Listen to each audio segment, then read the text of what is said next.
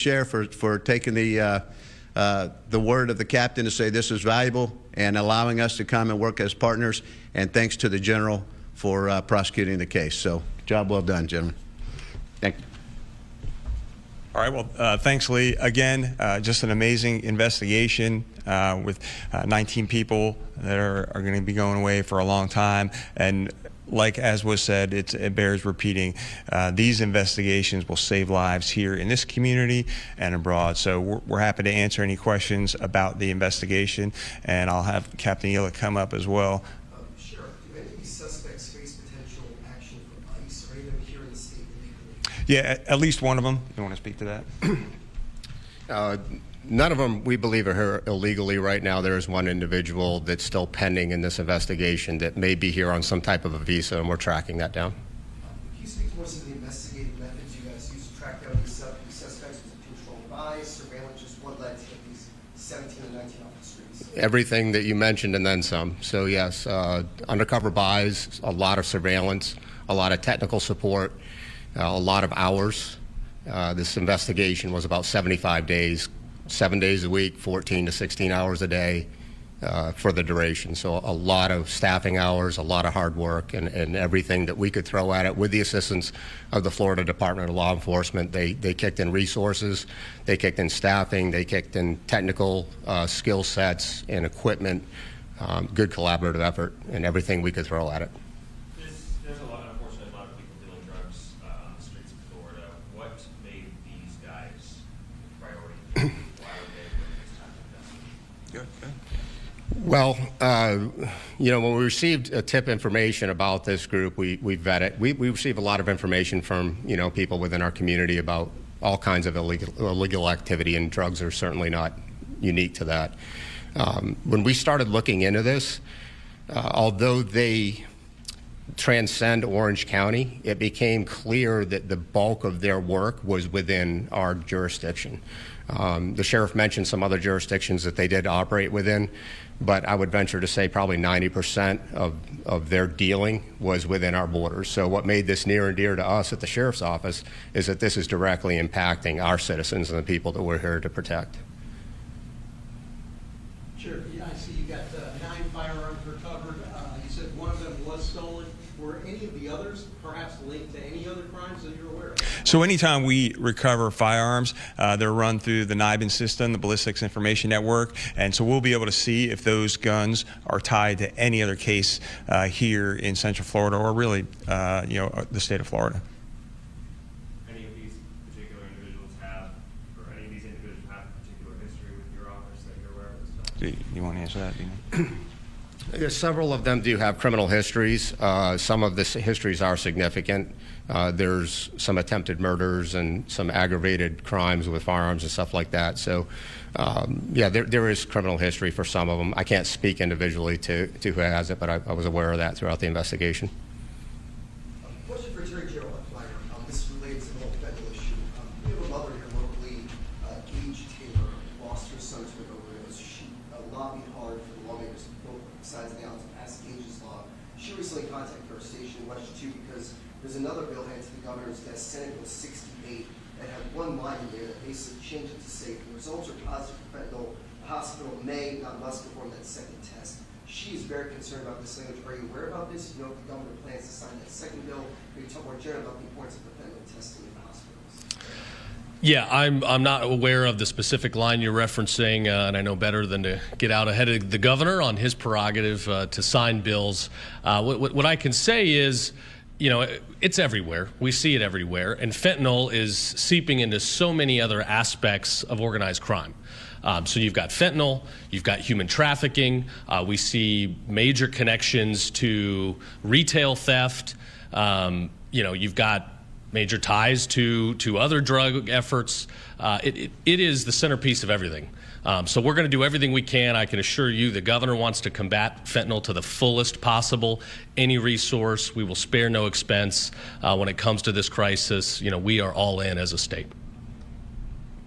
Everybody good? Okay. All right, thank you.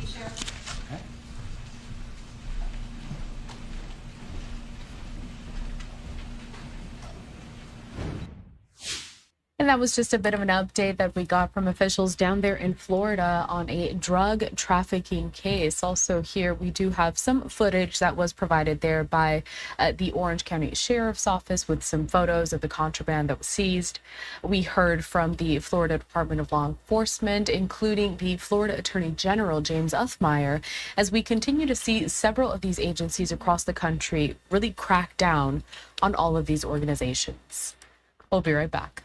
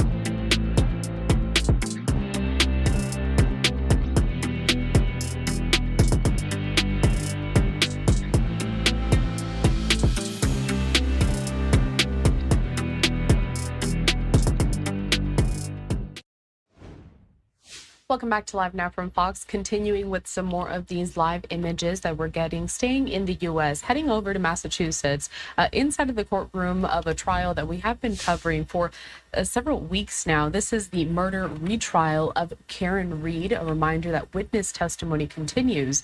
Reed is facing second-degree murder charges in the January 2022 death of her boyfriend, a Boston police officer named John O'Keefe. Let's watch.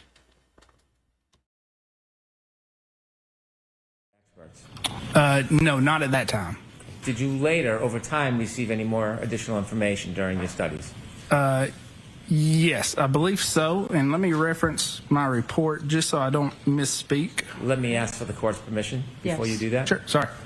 Yes. So I did, again, I reviewed a vehicle forensics report by AG Speak. I reviewed documentation that was identified to me as evidence review. A prior testimony of Trooper Garino, and I reviewed some surveillance videos as well as a report by Mr. Whiffen. When did you receive any study or reports from Mr. Garino? Do you remember? I do not remember exactly. Okay. Was it recently, some time ago? It would have been some time ago, probably late 2024 after we got involved. Last year? Yes. And how about Mr. Whiffen's reports? Mr. Whiffen's report, I believe I received in January of this year. In the video, do you know when you received any video? It would have been this year. I don't remember the exact dates. Was it last month, months ago? No, probably around January or February as well. Well, I take that back. It would have been early January, maybe late December. Okay. I want to ask you just generally so we have a general perspective on this.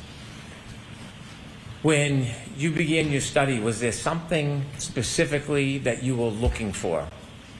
There was. So specifically what we're looking for when we do a chip off on these vehicle modules, we're expecting to see one of two things: user data in a raw hexadecimal format, or a file system where user data is stored. Were there certain events that you were focused on relative to the data in the defendant's Lexus? Sure. So there were specific events that we were looking for specifically. That would be including time-stamped ignition-on events or power-on events, as well as other data. Did you have any information or understanding that there were text stream events that you were to focus on? Yes, I did have an understanding that there were text stream events located in a airbag control module. How many text stream events were you focused on?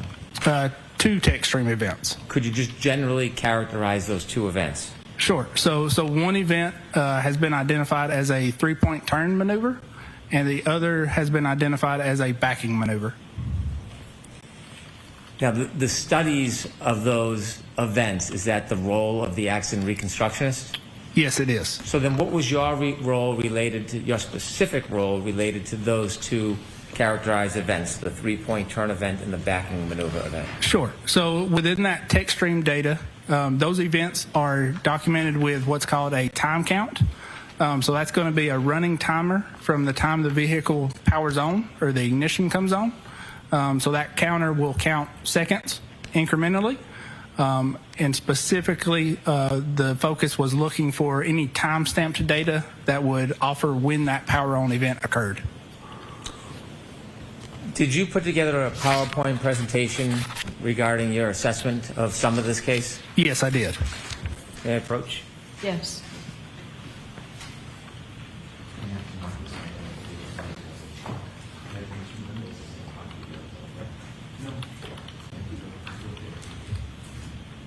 Handing you a package, you recognize that? Yes, I do. And what is that? That is my PowerPoint presentation that I prepared. Just turn a few pages so Sure. you can look and see if that accurately reflects the presentation you put together. Yes, it appears so. And does this reflect some of your study of this case? It does reflect some of the study in this case. Is it an entire comprehensive study of everything that you learned, or is it an overview? No, it is an overview. For the course permission, I would mark this for identification. I intend to use this with the course permission as a chalk. Okay, so we'll mark it for identification. Exhibit SS for identification.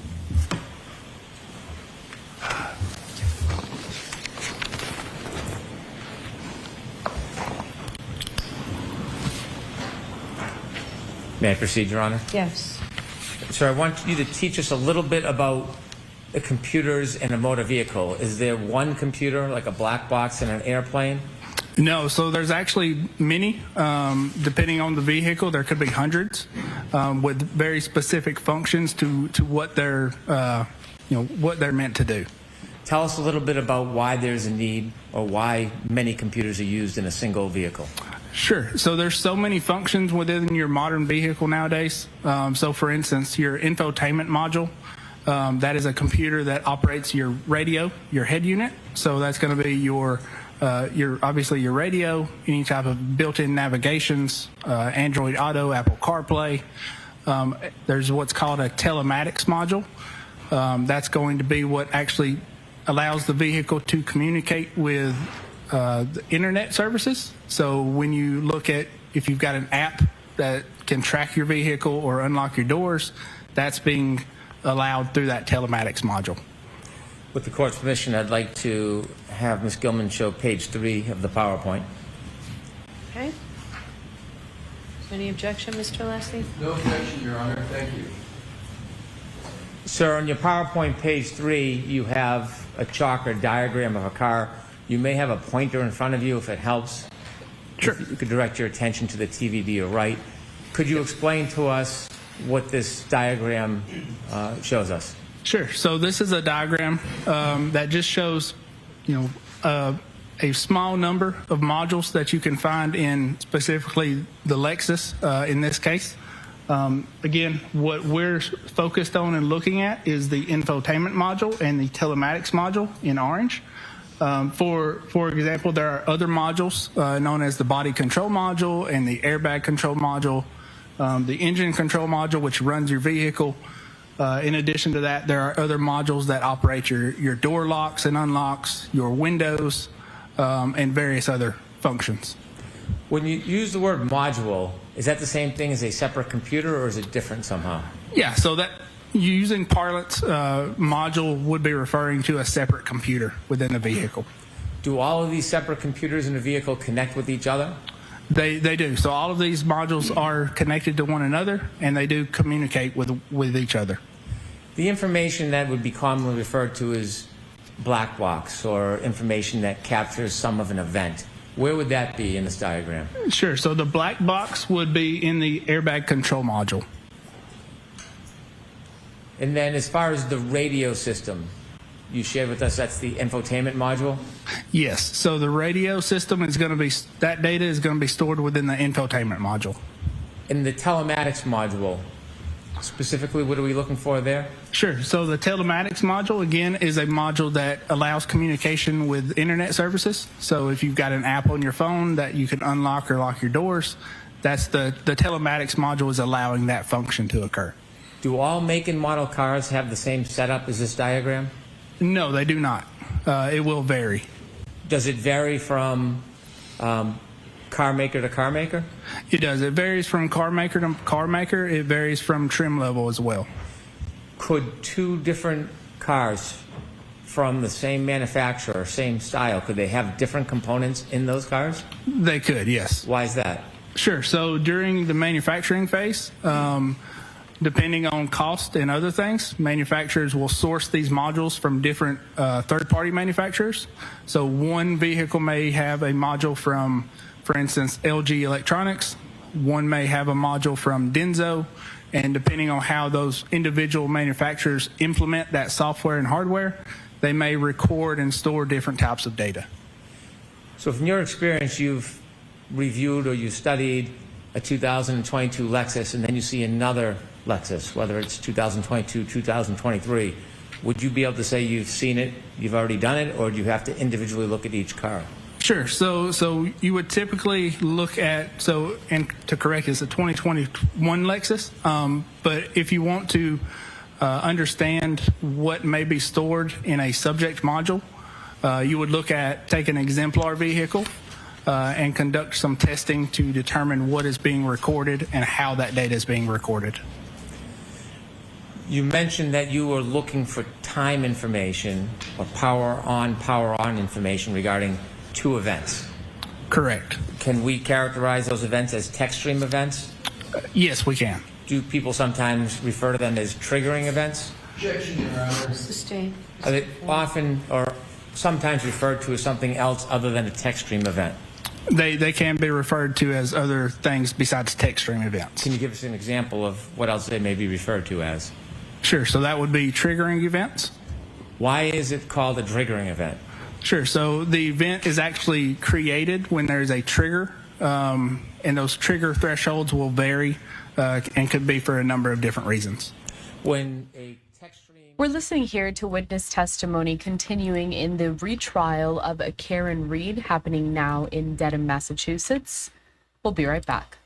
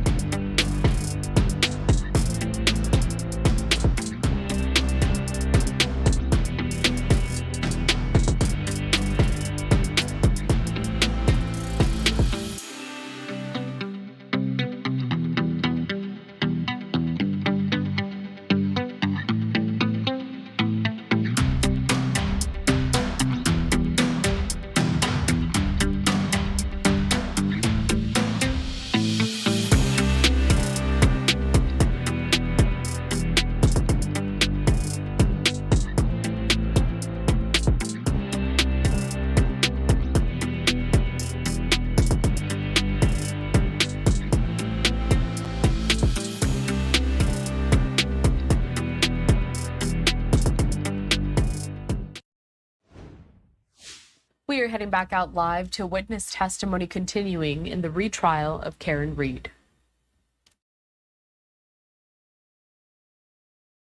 Yourself in your study, what was your primary focus as far as information you wanted to get and why? Sure. So primary focus when I initially got brought on was to look at the modules and see if there's any data that was not recovered. And then specifically, again, looking at any time-stamped data that may have been recorded within the modules. You talked about the differences in modules. In your PowerPoint, did you provide a couple of photographs of the modules so we can see what you were talking about? Yes, I did. With the court's permission, I'd like to put on page 4 of the PowerPoint. Okay. No objection, Your Honor. Yep. Could you explain to us the photograph on the left and then the photograph on the right? Sure. So the photograph on the left is kind of a top-down view of the infotainment module from the Lexus. Photograph on the right is a top-down view of the telematics module from the Lexus. Are these modules from this specific car, or is this a general photograph of a car and how it works? These modules are from this specific vehicle. From the car you studied? Correct. On the left infotainment module, you have different manufacturers. Why is that? Sure. So again, these modules are not manufactured by Lexus or Toyota themselves. They are manufactured by third parties that are providing these modules to the car manufacturer. And these are just some examples of what we have seen within these specific vehicles and what type of manufacturers provide modules for these vehicles. If we could turn to page 5, please. When you looked at the data that was provided in this case, did you draft a report? Yes, I did. Your initial impressions, can you share with us what your initial impressions were? Sure. So initial impressions were that data was missed from the initial download. What type of data do you think was missed, or did you conclude was missed from